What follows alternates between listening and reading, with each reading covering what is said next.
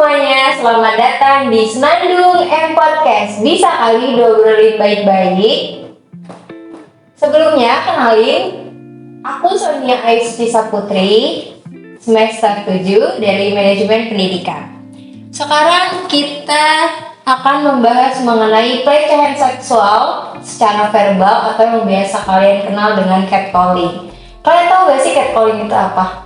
Catcalling itu adalah pelecehan seksual di mana seseorang pelaku biasanya menggoda seseorang korban. Biasanya korbannya itu perempuan yang kalau kita lihat di jalanan itu sering banget tuh yang godain pakai piwit cewek gitu, atau biasanya bilangnya kayak gini, cewek sini abang nganterin. Nah, itu biasa disebut dengan catcalling. Nah, pada hari ini kita juga kedatangan bintang tamu yang luar biasa hebat yang akan menemani saya di M Podcast pada hari ini.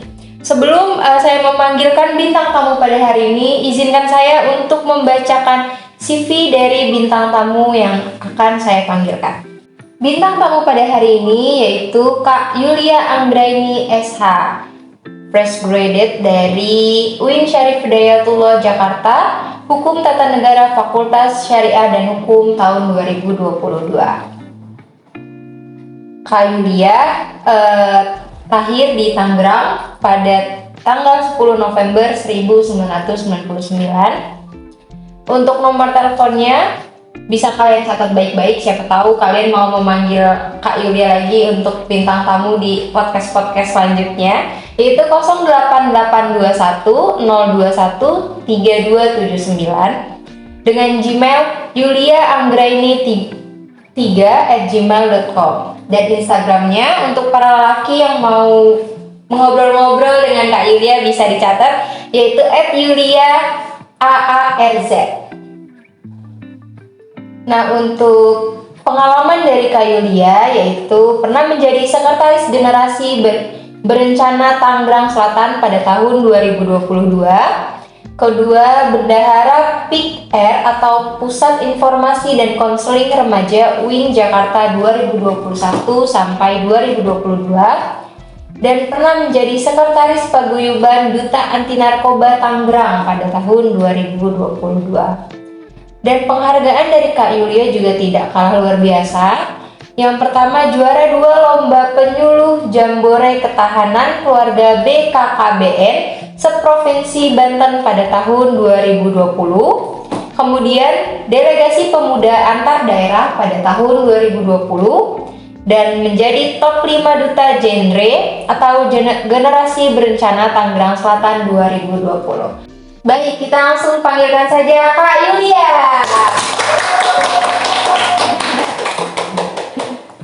Hai Kak, apa kabar Kak? Baik. Lagi sibuk apa nih Kak? Sibuk aja lah. Aku juga aktif di kegiatan sosial kebetulan. Kegiatan sosialnya apa nih Kak? Tentang perempuan juga sama. Tentang perempuan juga. Keren banget deh Kak. Kakak baru lulus tahun 2022. Iya. Masih wangi ya. Masih hangat. Masih hangat. Semoga saya pun menular ya Kak. Oke, segera ya. Amin. Oke Kak, sekarang kan lagi marak banget tuh Kak yang mengenai pelecehan seksual atau catcalling. Kakak pernah nggak sih ngerasain catcalling di jalanan atau sama pacar kakak sendiri atau sama teman kampus kakak sendiri misalnya? Untuk pengalaman pribadi ya? Iya. Kalau pengalaman pribadi itu pasti ada. Setiap cewek pasti pernah mengalami namanya catcalling. Entah kita jalan mau beli makan ke depan, apalagi aku anak kos-kosan gitu. Iya. Kadang kayak mau jalan ke depan aja ada kayak orang gerombolan terus iseng, ya itu sih pasti sering. Sering banget ya Kak terjadi. Kenapa sih Kak catcalling itu lebih banyak korbannya itu ke perempuan? Kenapa nggak ke laki-laki gitu? Oke, jadi kalau misalkan kenapa korbannya itu perempuan, sebenarnya balik lagi kemana relasi kuasa gender. Relasi kuasa gender itu terdiri dari kadang kala lelaki menganggap bahwa dia itu tangguh, kuat, dan juga bijaksana gitu. Dan dia menganggap perempuan itu lemah, lembut, dan cantik. Nah, itulah yang kadang-kala dijadikan tempat di mana perempuan menjadi korban. Bukan hanya catcalling, segala pelecehan, karena relasi kuasa gender. Betul. Dan catcalling ini juga sebenarnya yang kalau saya baca ya Kak, kebanyakan mereka yang mendapatkan catcalling itu lebih bangga karena mereka merasa bahwa dirinya mempunyai ketertarikan, misalkan laki-laki berarti sangat tertarik nih sama gue gitu karena kan gue kena catcalling Ya, kan, cantik gitu. Oh, gue cantik, oh berarti gue cantik banget nih gitu kan. Nah, dari yang tadi kita obrolin, kira-kira apa sih yang dimaksud dengan pelecehan seksual tersendiri itu menurut kakak? Kalau untuk pelecehan seksual itu sendiri, di mana suatu tindakan tanpa izin seperti memegang, lalu juga melecehkan, bahkan tidak hanya sekedar secara fisik verbal, tapi juga secara sosial media, karena secara tidak langsung itu bisa menjadi pelecehan seksual. Berbeda dengan kekerasan. Kalau kekerasan itu sudah tindakan yang merusak fisik si korban itu. Oke. Apa yang dimaksud dengan pelecehan seksual secara tidak langsung kalau menurut kakak? Menurut aku pribadi, pelecehan tidak langsung itu terjadi ketika pelaku menargetkan korban. Itu kadangkala secara sengaja atau tidak sengaja, seperti kayak kamu jalan nih, terus ya dia sebenarnya niatnya nggak ada untuk melakukan pelecehan, tapi memang karena dianya yang bermasalah, otaknya yang udah nggak beres, tiba-tiba dia melakukan tindakan tersebut. Nah, salah satunya itu catcalling. Nah, catcalling itu tuh walaupun kita anggap hal yang biasa aja, hal kecil, tapi itu tuh sebenarnya salah satu jalan untuk menuju ke arah pelecehan yang lebih parah. Yang saya baca juga nih kak, di salah satu akun sosial media, salah satu Twitter gitu, banyak banget nih kan mereka catcalling ya ke kita gitu, ke perempuan. Tapi kalau misalnya kita bilang kayak ngapain sih lo anjir gitu, terus mereka malah ngebalasnya kayak so cantik loh, kan padahal dia yang ngegoda kita ya. Kenapa ya kayak gitu ya? Itu balik lagi ke tadi kuasa relasi gender, karena cowok merasa bahwa ya mereka kuat, mereka itu tangguh, perempuan itu cantik, lemah dan lembut. Jadi ketika perempuan misalkan bilang ngapain sih kita marah, misalkan lebay cuma digituin doang, orang bercanda, itu balik lagi ke kultur, karena kultur di masyarakat kita, catcalling itu mereka masih anggap bahwa itu tuh sebuah bercandaan. Selain bercandaan, masyarakat kita juga menganggap bahwa catcalling itu salah satu bentuk untuk akrab. Setuju. Jadi salah satu untuk akrab ke lawan jenis itu biasanya masyarakat tuh melakukan catcalling. Catcalling itu nggak hanya dilakukan sama orang yang nggak kita kenal loh, teman kita, bahkan keluarga kita dan kerabat kita tuh kadang-kala untuk cara mereka deket sama kita tuh biasanya catcalling. Kayak mohon maaf, kayak lonte, kamu gak kuliah gitu. Itu kan kayak salah satu yang ya mungkin itu bercanda, tapi itu maksudnya ke catcalling. Ketika kita marah ya mereka pasti nggak terima gitu. Apaan sih lebay gitu kan. Betul. Nah, apa saja bentuk pelecehan seksual yang secara tidak langsung kak? Bentuk-bentuknya itu tadi, kayak misalkan salah satunya catcalling, lalu juga melihat kita nih, misalkan lawan korbannya karena banyak perempuan, biasanya kita tuh udah tertutup, walaupun kita udah tertutup di siang hari bahkan kejadiannya. Kadang kalau ada cowok atau gerombolan itu ngeliatin kita dari atas sampai bawah, atau dia melihat bagian-bagian tertentu kita, itu sama aja pelecehan tidak langsung. Dan sekarang tuh nggak hanya perempuan aja yang diperlakukan seperti itu, laki-laki pun banyak. Nah, kira-kira dari tadi yang sudah kita bicarakan, faktor penyebab pelecehan seksual tidak langsung tuh apa sih kak kira-kira yang akan terjadi di masa yang akan datang atau untuk diri kita sendiri? Faktor penyebabnya itu ada beberapa hal. Yang pertama itu lingkungan, lalu juga kultur dan stereotip masyarakat kita, lalu juga pendidikan seseorang itu berpengaruh, dan juga kepribadian orang tersebut, serta tadi adanya relasi kuasa gender. Dimana ketika semua itu menyatu, kadangkala manusia itu kita nggak bisa prediksi, entah dia mungkin kelihatannya alim atau baik, tapi suatu saat mungkin karena kepribadian yang sudah melenceng, bisa jadi dia melakukan hal-hal kecil, kayak mungkin random lah, memaksa dan segala macam. Karena kan bentuk pelecehan itu nggak hanya catcalling ya, kalau misalkan. Tapi kalau catcalling ini salah satu jalan kecilnya untuk menuju ke sana gitu. Kita jangan, sebagai cewek jangan mau, dan kita harus tahu nih faktor-faktornya kenapa nih orangnya begini. Misalnya kita ketemu gerombolan orang terus catcalling, kita udah tahu nih, ini pasti faktornya karena lingkungan dan masyarakat kita pun yang masih menganggap kalau catcalling itu tuh sebuah bercandaan biasa. Itu sih. Iya sih kak, kalau membahas mengenai lingkungan itu amat sangat salah satu faktor atau jalan untuk menuju ke arah sana. Bener. Karena ya balik lagi, kita pun mencari teman juga harus ya sebaik mungkin. Bagaimana untuk nanti kita ke depannya dan bagaimana kita untuk menghadapi dunia yang ya bisa kita lihat lah ya Kak, dunia kan kejam banget gitu, apalagi udah ada mengenai pelecehan seksual ini. Nah kalau fakta di lapangannya nih Kak, ada nggak sih Kak melihat secara langsung atau mengalami kasus pelecehan seksual secara tidak langsung atau catcalling?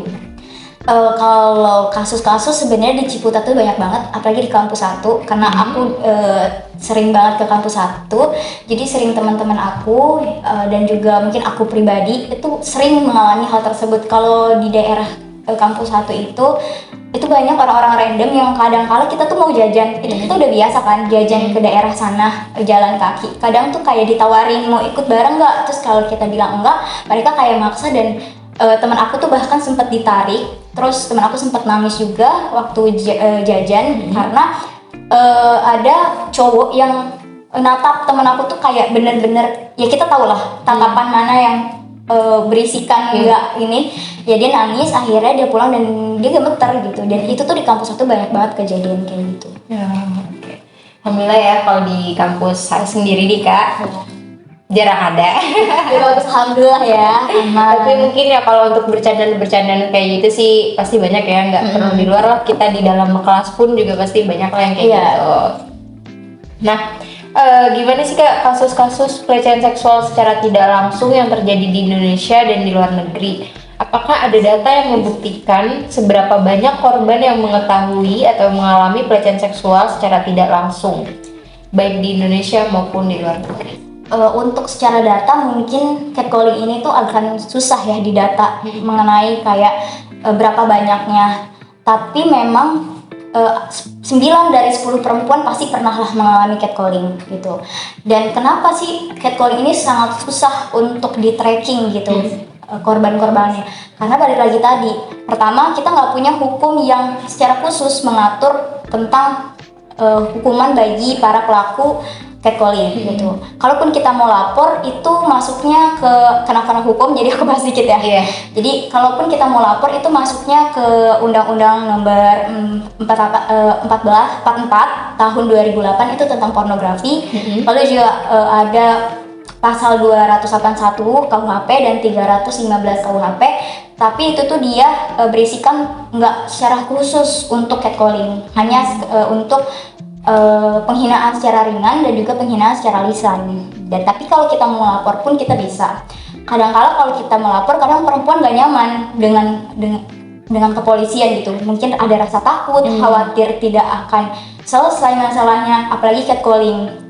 Pernah kejadian ada seseorang yang melapor gitu kalau di catcalling, tapi masyarakat dan aparatnya malah mendukung pelaku karena mikir itu mah bercandaan kok kamu ngelapor. Dan kita juga agak kesulitan kalau mau lapor karena nggak ada bukti yang sangat konkret. Kalau misal kita dilecehkan secara sosial media itu kita bisa screenshot. Kalau kita dilecehkan secara maaf diperkosa itu kita bisa visum. Tapi kalau untuk catcalling lagi-lagi masyarakat masih belum punya wawasan terhadap itu, jadi kalaupun kita lapor kadang-kala ya sama aja bohong gitu.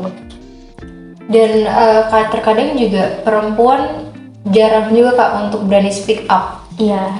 Karena mungkin salah satunya adalah aib. Ya. Dan udah pressure dulu dan pressure itu salah satunya. Oke, untuk para teman-teman, terutama perempuan, sebisa mungkin untuk kalian kalau misalkan dilecehkan atau kena catcalling di jalanan itu harus berani speak up, ya nggak sih Kak? Karena speak up itu ya lebih baik dibanding kalian harus memendam diri kalian sendiri gitu. Apalagi ini udah masalah mengenai pelecehan atau tindakan pidana yang sebenarnya bisa terkena hukuman gitu. Itu tergantung ke kalian sendiri bagaimana untuk memberikan rasa yang sudah kalian rasakan untuk diketahui oleh banyak orang. Oke Kak, kira-kira siapa aja sih Kak yang dapat menjadi korban dalam pelecehan seksual secara tidak langsung? Apakah ini juga ada data tersendiri mengenai seberapa banyak korban pelecehan seksual secara tidak langsung ini? Oke, kalau untuk tanya siapa saja yang jadi korban, semua orang pasti akan menjadi korban. Nggak hanya perempuan ataupun laki-laki, jadi ya mereka akan mengalami yang namanya catcalling. Sekarang perempuan-perempuan kan nggak berani-berani, dan sekarang juga cowok-cowok ya biasanya cara untuk menarik perhatian cewek dengan catcalling gitu, padahal itu salah. Dan kalau untuk data, belum ada data yang spesifik mengenai catcalling. Tapi sejauh ini untuk pelecehan seksual itu sudah sebanyak 40 ribu lebih kasus pelecehan seksual terhadap perempuan, yang dimana itu salah satunya adalah catcalling gitu. Ya pasti 9 dari 10 perempuan pernah mengalami namanya catcalling. Benar. Apalagi kalau yang tadi kakak bilang bahwasanya laki-laki mudah sekali menarik perempuan untuk berkomentar. Kayak misalnya kita lihat di TikTok lah ya.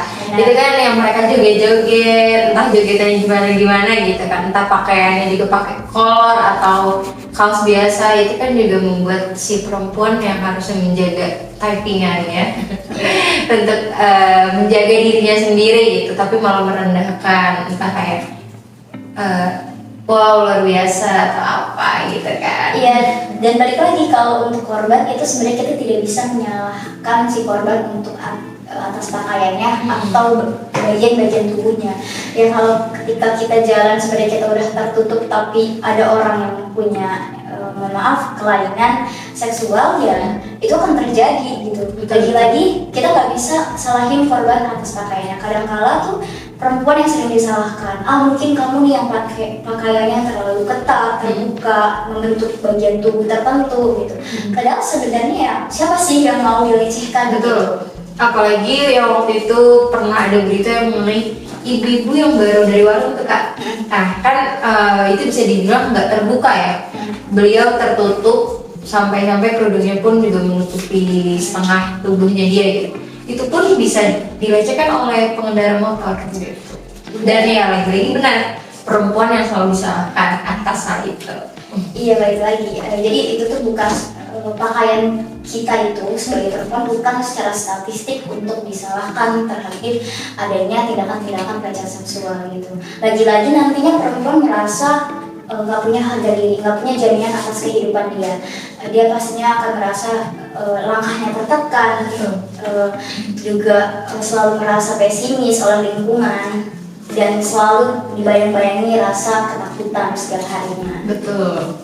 Jadi kalau untuk data sendiri itu belum ada ya kak? Maksudnya belum ada yang amat sangat rinci mengenai hal Ya, itu? kalau yang spesifik tentang catcalling belum ada. Belum ada ya. Tapi kalau menurut Komnas HAM perempuan, itu yang tadi saya baca kak, itu ada untuk catatan 2022 itu ada 50% dari tahun lalu, yaitu berarti ada peningkatan dari tahun sebelumnya. Berarti kan pelecehan seksual ini atau catcalling semakin tahun atau semakin hari bukannya berkurang tapi malah bertambah gitu kak. Lagi-lagi itu dampak dari lingkungan dan kultur masyarakat kita ya, yang belum tersosialisasi dan teredukasi terkait tentang ya basic-basic lah tentang pelecehan seksual ini gitu. Betul.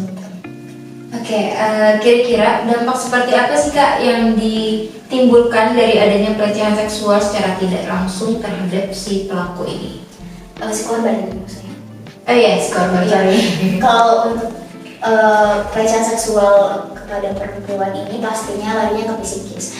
Dan ada salah satu peneliti yang bernama Holly, dia meneliti bahwa ada 2.000 orang, itu diantara 1.000 pria dan 1.000 wanita, itu lebih banyak perempuan yang mengalami pelecehan seksual selama catcalling. Dan itu berdampak sekali, dan diiyakan bahwa itu berdampak sekali ke psikologis. Salah satu dampaknya apa? Perempuan merasa jadi tidak aman, tidak nyaman, ketakutan, merasa rendah diri, tidak percaya terhadap kemampuannya. Apalagi kalau di lingkungan akademik itu sangat berpengaruh juga. Di lingkungan akademik nantinya akan berpengaruh terhadap cara pikir dia dan cara bekerja dia selama perkuliahan atau sekolah.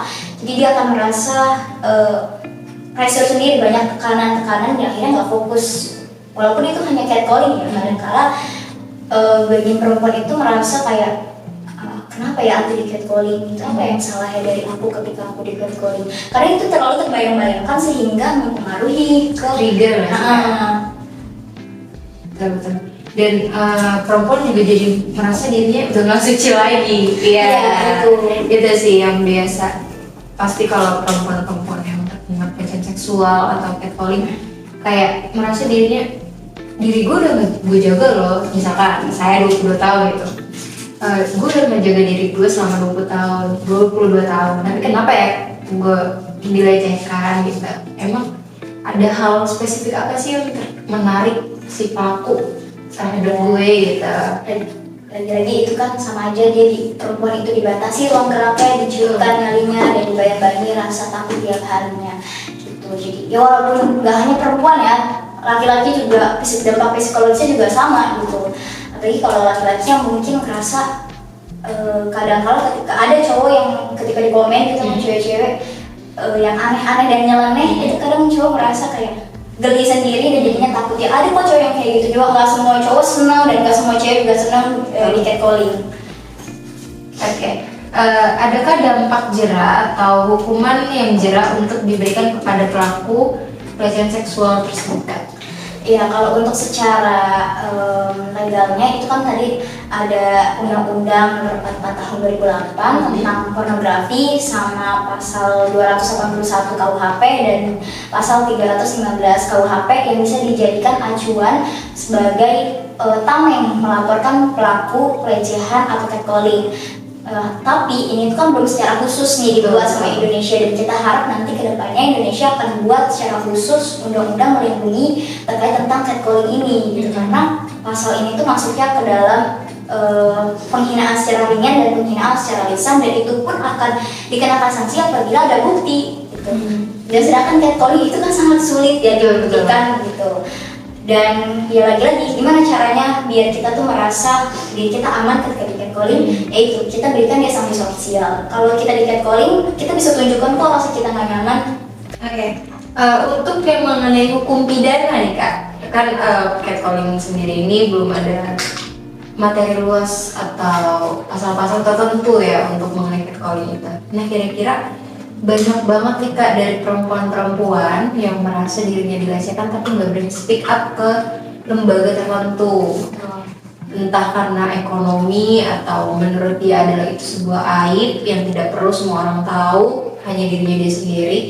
Banyakan mereka lebih memanfaatkan salah satu media sosial atau yang sering kita lihat banget itu Twitter gitu ya. Banyak banget tuh perempuan-perempuan yang terkena catcalling, pelecehan seksual. Mereka membuat utas atau thread yang dimana mereka terjadi pelecehan seksual di dirinya dia sendiri gitu, entah oleh temannya atau oleh orang yang tidak dikenal, atau bahkan mereka sedang kerja di transportasi umum mereka dilecehkan dan lain-lain gitu. Itu banyak banget tuh Kak yang membuat thread seperti itu.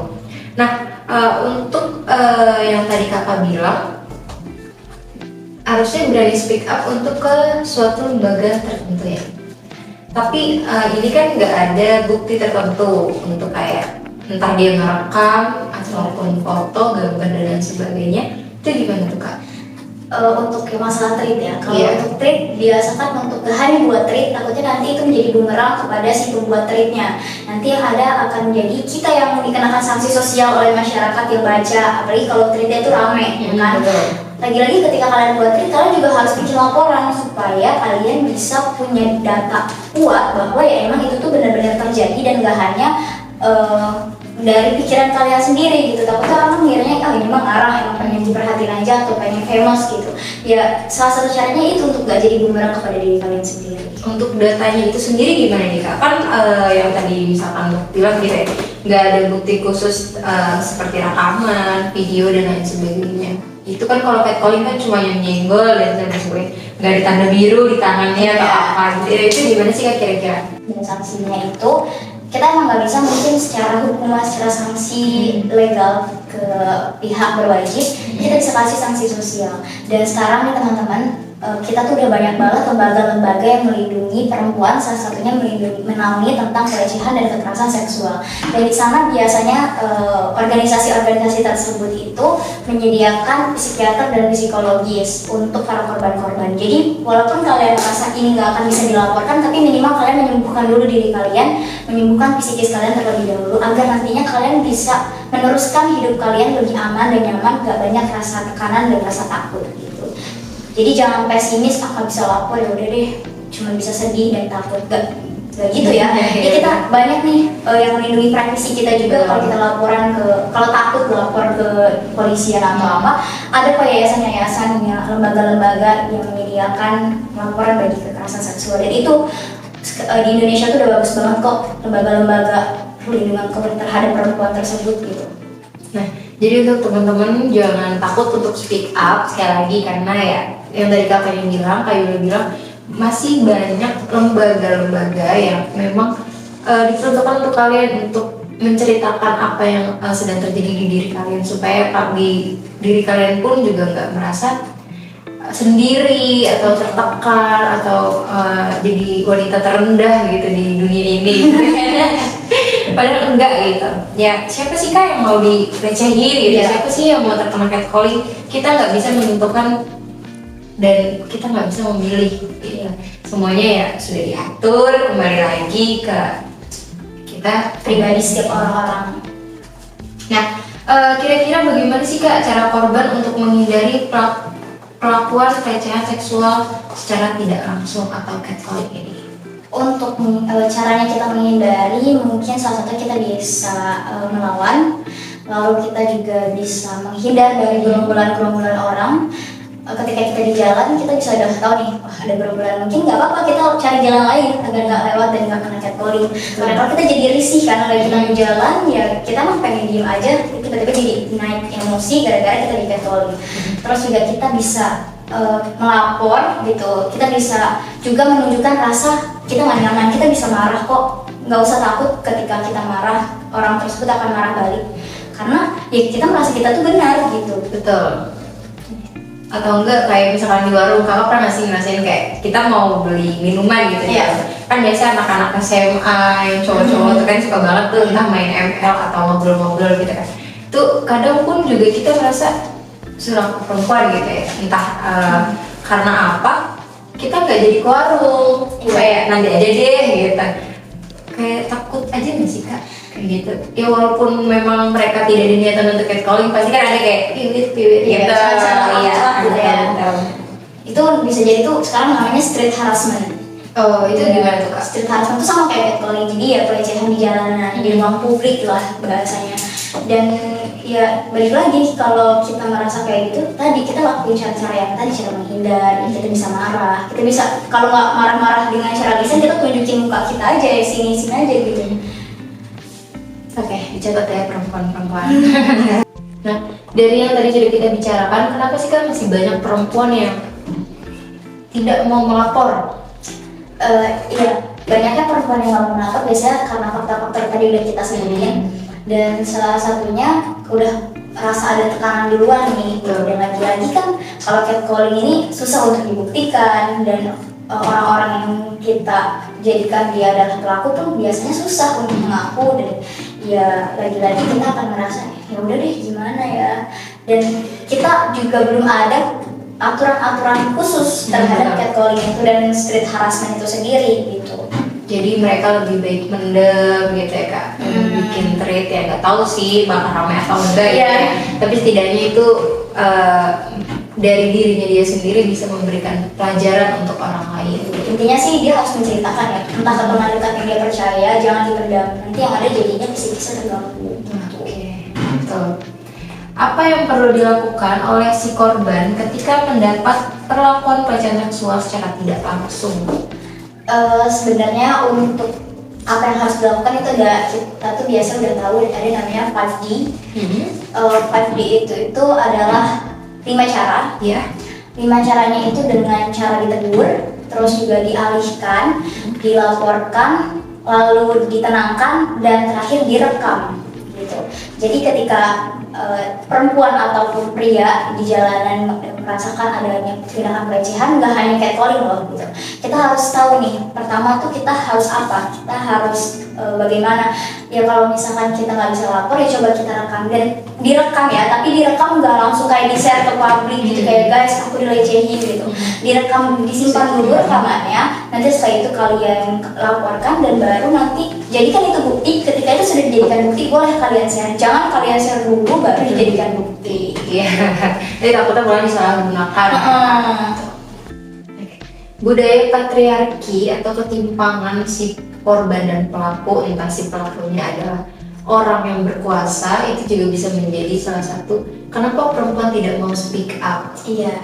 Kenapa perempuan tidak mau menceritakan ini ke hal umum, ke halayak, karena ya si pelaku mungkin memiliki kuasa yang menjadi si perempuan, nanti gue nggak ada harga dirinya, nanti gue bakal kalah kok di persidangan karena gue nggak punya harta atau kuasa gitu.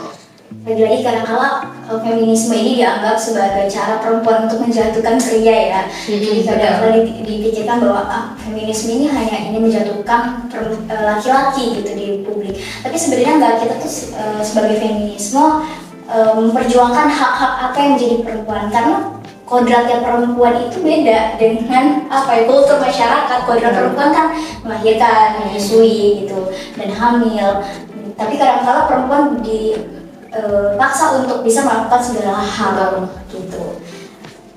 Dari yang tadi kita udah bincang-bincang nih Kak, kira-kira pesan-pesan apa nih Kak buat teman-teman supaya terhindar dari pelecehan seksual atau catcalling ini, dan gimana cara menyikapinya supaya kita bisa untuk menjadi perempuan yang gak perlu dirasa sendiri hal seperti itu.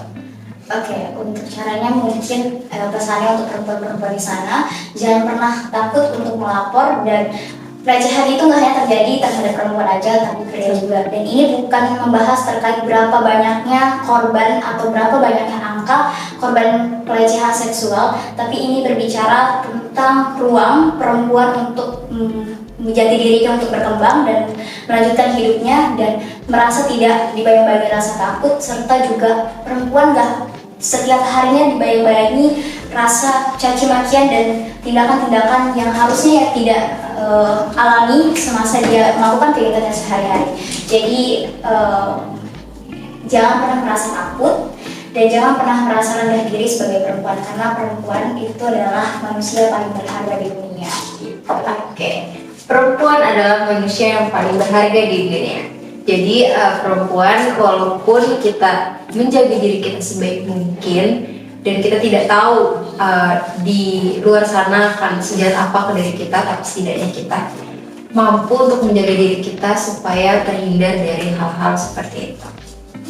Oke, terima kasih Kak Yulia sudah mampir di M Podcast pada hari ini. Terima kasih juga atas ilmu dan diskusinya mengenai pelecehan seksual dan catcalling ini. Semoga bermanfaat kepada teman-teman yang menonton dan bermanfaat juga untuk kita berdua. Iya, dan terima kasih juga kepada MP Podcast dan teman-teman dari MP UI Jakarta. Semoga sukses terus program-program kerjanya dan semangat memperjuangkan apa yang harus diperjuangkan.